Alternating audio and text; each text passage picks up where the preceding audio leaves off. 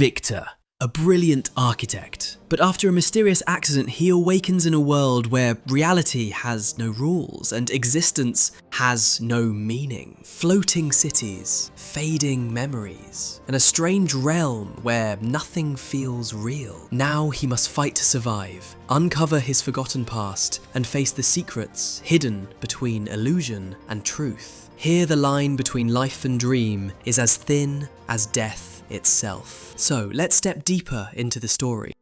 The story begins with a boy named Victor. Inside his room, he had a small model of a city. One morning, Victor wakes up but realizes something strange. He cannot remember anything about his past. He doesn't know who he is, where he is, or why he is there. Suddenly, he notices his surroundings starting to change. Terrified, Victor rushes out of his room only to find the world outside completely destroyed. But it wasn't just destroyed, it was twisted and upside down. In this strange place, Victor sees unusual people and bizarre structures. Towering buildings floating in the air, some even suspended upside down. Before he can make sense of it, a terrifying devil-like creature appears and attacks him. Just when Victor is about to be killed, 3 mysterious people arrive and save him. They fight off the devil and take Victor with them, but the creature keeps chasing them. While escaping, they reach the edge of a cliff where the path ends. The group urges Victor to jump, but fear paralyzes him. With no other option, one of them pushes Victor, forcing him to fall. To his shock, Victor doesn't die. Instead, he lands in another strange place. Moments later, the 3 others follow him down. But the devil still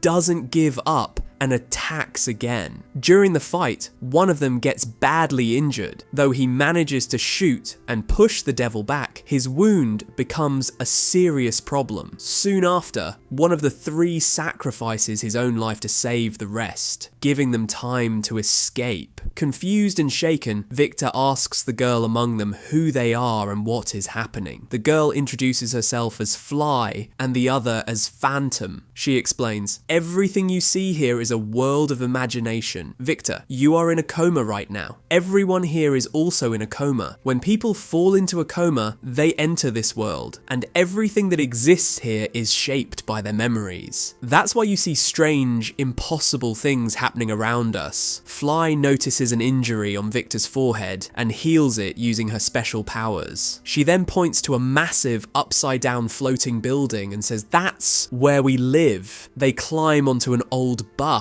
At first it looks ordinary, but as the bus moves, it magically takes them to the floating upside down building. Fly explains more. In this world, many people gain powers depending on their real life experiences. Some have superhuman stamina, some can sense devils, some can heal wounds, and others carry deep knowledge of this world. Among them is a man called Astronomer. He has the power to sense devils. He can detect when they are near and where they are hiding. Since no one here remembers their true identity from the real world, everyone chooses a new name for themselves. From that moment on, they decide to call him Victor. Still overwhelmed by everything he had seen, asked Fly about the devils. "Why are they trying to kill us?" he questioned. Fly explained with a heavy tone, "Those who fall into a coma and die inside this world, they turn into devils. That's why they hunt the rest of us, to drag us down into their fate." Afterward, Fly led Victor to his new room. The room was mostly empty, with barely any furniture. She told him, "Whatever you dream while asleep becomes part of this world. This place reflects your mind." That night, Victor dreamt about a car accident. One where he was inside the vehicle. The next morning, he woke up only to find that very car standing in his room. Fly and Phantom realized that Victor's accident in the real world was the reason he had fallen into a coma. Phantom later took Victor outside, saying, "Every person here has their own unique power. Some have superhuman stamina, others can sense devils, some can heal wounds, and some carry immense knowledge of this world." To test Victor, They tried to push him, even torturing him a little, but Victor could not recall or activate any special ability. When Phantom asked what Victor was in the real world, he replied, "I was an architect." Phantom smirked in disappointment and muttered, "Then you'll be useless here," before walking away. The next day, the group went on a mission to retrieve powerful weapons stored in a submarine, but when they arrived, they were ambushed by a hostile group. Using their powers and strategies, they managed to fight their way through. Just as they reached the submarine, 3 devils appeared. In the chaos, one of their men slipped and began to fall. At that critical moment, Victor's hidden ability awakened. Drawing on his architect's mind, he imagined a structure, a slide, like a mechanical lift, that rose beneath the falling man and pushed him back up.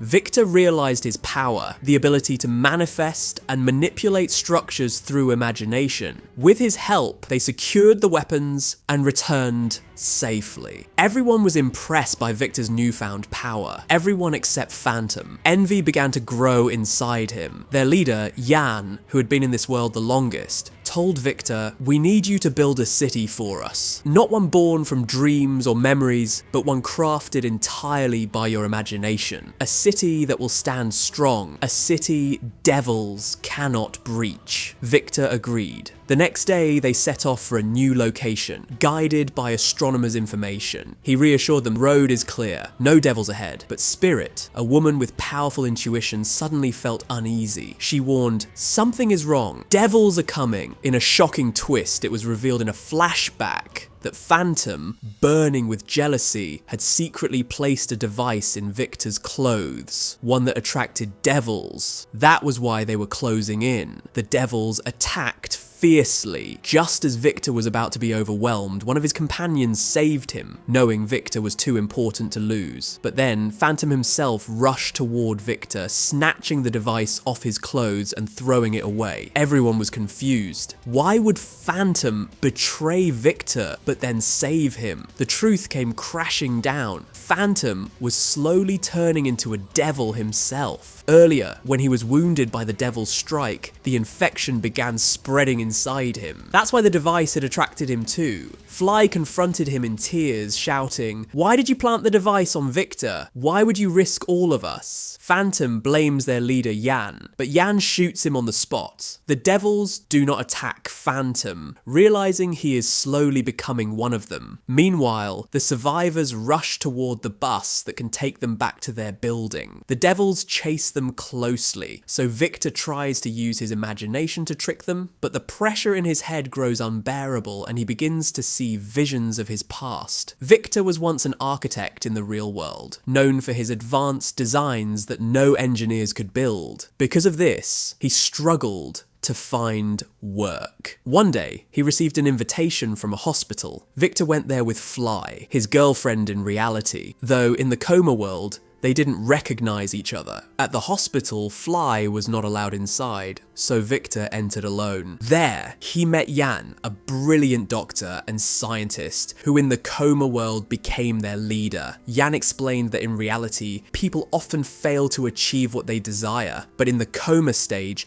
the mind becomes more creative, allowing people to live differently. To make that world more advanced, they needed a great architect, and no one was better than Victor. Jan wanted Victor to enter the coma to build this new imagined world. When Victor refused, Jan pulled a gun, forcing him to escape. Outside, Fly was waiting, and together they fled by car, but a truck crashed into them, and both were rushed back to the hospital, where Jan was waiting. First, he sent Fly and himself into the coma world, and an hour later, Victor followed. Since time flows differently there, Fly had already built friendships and alliances. In the coma, Jan secretly sent Fly and others to protect Victor. A question arises, how did Jan remember everything when others couldn't? The truth was, before entering, Jan had injected himself with a chemical that preserved his memory even inside the coma. This chemical also allowed him to transmit signals from his imagination into the real world, using hospital monitors. In the end, Victor awakens in the real world. Guided by Jan's signals, his people successfully pull him out of the coma. Victor wanted to escape, but he was caught. Jan warned him. If you leave now, your friends and your girlfriend, who is still in a coma, will be killed by the devils. Their brains will shut down in the real world and they'll never live a normal life again. You're the only one who can use imagination to save them. Go back, complete my project, and then I'll let anyone who wishes return to reality. Also, we'll give you a medicine that will make your brain stronger inside the coma. You'll remember everything. Victor agreed. He was sent back into the coma, waking up at the same place from the beginning. Jan also entered, while the others were still running from the devils. Soon, everyone gathered where Victor began building a new city with his imagination. A breathtaking city, completely safe, where no devils could enter. But Jan broke his promise. He revealed the truth. If I let you return, you'll warn people not to enter the coma stage. Then my world will collapse. That's why I must kill you all. Suddenly, one survivor began fading into thin air. Jan explained, "In the real world, your life supports are being removed. A few seconds there means minutes here. You don't have long to live." Victor didn't fight Jan. Instead, he searched for a way out. He suggested, if we return to the hospital where this all began, maybe we'll find an exit. Another survivor faded away before they reached it. Finally, Victor, Fly, and one companion entered the hospital, but inside, everything had changed. It was unrecognizable. The boy told Victor, "You must remember the room where our bodies lie. If you find a clue, you'll know it's the right place." After searching, Victor noticed a structure, a painting that also existed in their real hospital room. Just then, the last companion faded away, leaving only Victor and Fly. As they approached the structure, Jan appeared, blocking them. He wanted everyone to die here so he could rule forever. But suddenly, a devil stabbed Jan from behind. It was Phantom. He revealed himself and killed Jan to save Victor and Fly. Together, they reached the structure and instantly woke up in the real world. The scientists didn't stop them. Jan's condition, however, was critical, and soon he passed away. Days later, Victor and Fly returned to their normal lives. Victor now designed buildings that could actually be built, and his career flourished. But in the hospital, new coma patients began creating strange, beautiful worlds, just like Victor once did. In the final scene, Victor received another invitation letter from the hospital. This time, he accepted. The story ends here, hinting at a possible second part. Thanks for watching. I really appreciate you spending time here. If you found this helpful, please like the video and subscribe for more every week. Turn on notifications so you don't miss the next upload.